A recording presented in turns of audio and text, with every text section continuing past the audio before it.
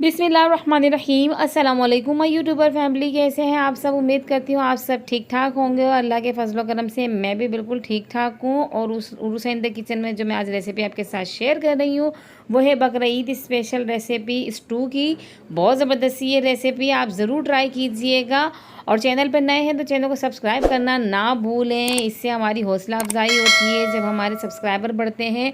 और दूसरा ये है कि वीडियो आप पूरी देखा करें एंड तक, बिना स्किप किए कोई चीज़ आप मिस ना किया करें, ताकि आपसे भी कोई इसके अंदर भूल चूक ना हो और हमारी भी हौसला अफजाई हो। क्योंकि जब आप वीडियोस पूरी देखते हैं तो हमारी भी रैंकिंग बढ़ती है।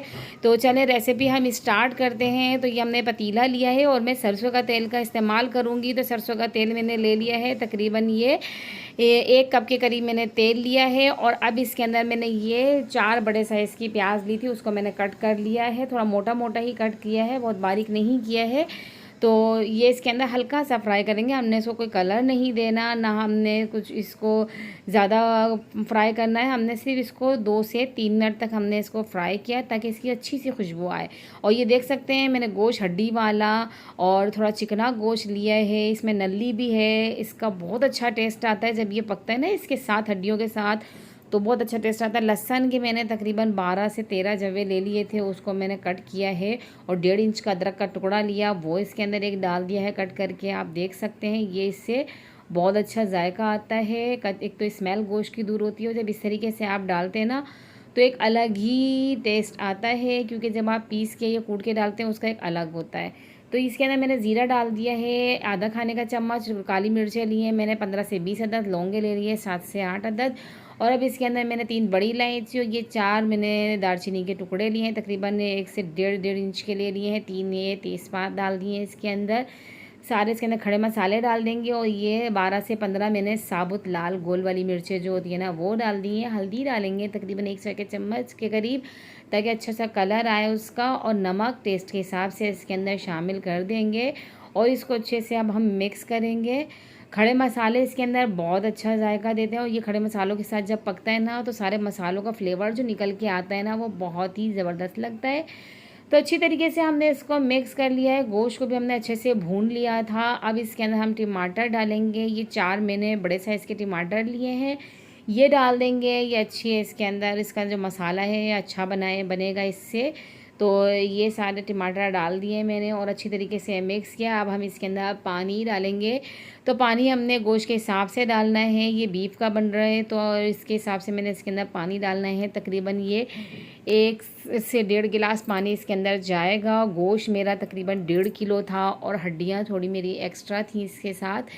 तो ये सारी चीज़ें मैंने इसके अंदर डाल दी हैं और पानी भी डाल दिया है। अब इसको अच्छी तरीके से मिक्स करने के बाद पकने के लिए रख देंगे। तकरीबन 40 या 45 मिनट के लिए इसको कवर करके रख देंगे। कोई चमचा चलाने की ज़रूरत नहीं है, ये अपने ही पानी में पक जाएगा। इसी में जितना हमने इसमें डाला है ना, ये देखें अच्छी तरीके से पक चुका है। और जो हमने इसको कोई चमचा वमचा चलाने की ज़रूरत ही नहीं पड़ी, सारी चीज़ें इसके अंदर घुल गई हैं। प्याज वगैरह जो हमने डाली थी, टमाटर वगैरह, क्योंकि पक पक के वो अच्छी तरीके से इसके अंदर ये देख सकते हैं मसाला कितना ज़बरदस्त सा बन गया। थोड़ी सी इसकी हमने भुनाई करनी है, 3 से 4 मिनट हमने इसको भूनना है अच्छी तरीके से। ये देख सकते हैं आप ऑयल बिल्कुल अलग हो चुका है इसका। अब इसके अंदर हमने साबुत धनिया को हल्का सा रोस्ट किया और उसको दरदरा सा कूटा है, वो डाल दिया है। और अब इसके अंदर एक पहले दही डाल देंगे, तकरीबन ये 1 पाव मेरा दही है, ये डाल दिया है इसके अंदर। और स्टू जो थोड़ा खट्टा ही खट्टा अच्छा लगता है तो इसके अंदर टमाटर और दही दोनों जाएंगे।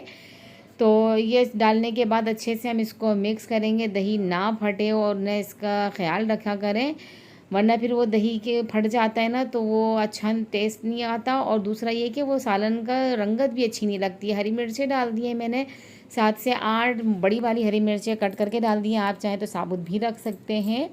तो ये मिर्चें डालने के बाद इसको हम तकरीबन पकाएंगे 2 से 3 मिनट के लिए, ताकि मिर्चों का जो अरोमा है बहुत अच्छा से इसके अंदर आए। और जब हरी मिर्ची एंड में डालते हैं ना तो उसकी खुशबू भी बहुत अच्छी लगती है। पिसा हुआ गरम मसाला ऊपर से स्प्रिंकल करेंगे तकरीबन 1 चाय का चम्मच के करीब, और कवर करके पकाएंगे 3 मिनट के लिए। तो ये देख सकते हैं आप, बिल्कुल हमारा जो स्टू है रेडी हो चुका है। कितना ज़बरदस्त सा कलर लग रहा है, ऑयल आप देख सकते हैं ऊपर आ गया है और इसका मसाला भी आप देख सकते हैं। अब इसके अंदर हमने डालना है ढेर सारा हरा धनिया। तो हरा धनिया डालने के बाद इसको हमने मिक्स करना है। ज़बरदस्त सा स्टू हमारा रेडी हो चुका है। तो आप ज़रूर ट्राई कीजिएगा इसको। और थोड़ा इसी तरीके का गोश्त लेंगे ना, हड्डियों वाला चिकना गोश्त थोड़ा सा, तो उसका जायका ही अलग से निकल कर आता है। तो इसी रेसिपी से आप ज़रूर बनाएं, ट्राई कीजिए और कैसा बना आपके घर में मुझे ज़रूर बताइएगा कमेंट में। और आपको वीडियो कैसी लगी ये भी मुझे कमेंट करके बताएं। अपने फ्रेंड्स एंड फैमिलीज़ के साथ शेयर करें। बहुत ज़बरदस्त ये रेसिपी है। तो और मेरे चैनल पर जो दोस्त नए हैं वो मेरे चैनल का विज़िट करें। बहुत अच्छी अच्छी सी रेसिपीज़ मेरे चैनल में मिल जाएंगी उनको। और मुझे ऐसी सपोर्ट करते रहें, दुआओं में याद रखें। और मुझे नेक्स्ट वीडियो तक दीजिए इजाज़त। अल्लाह हाफिज़।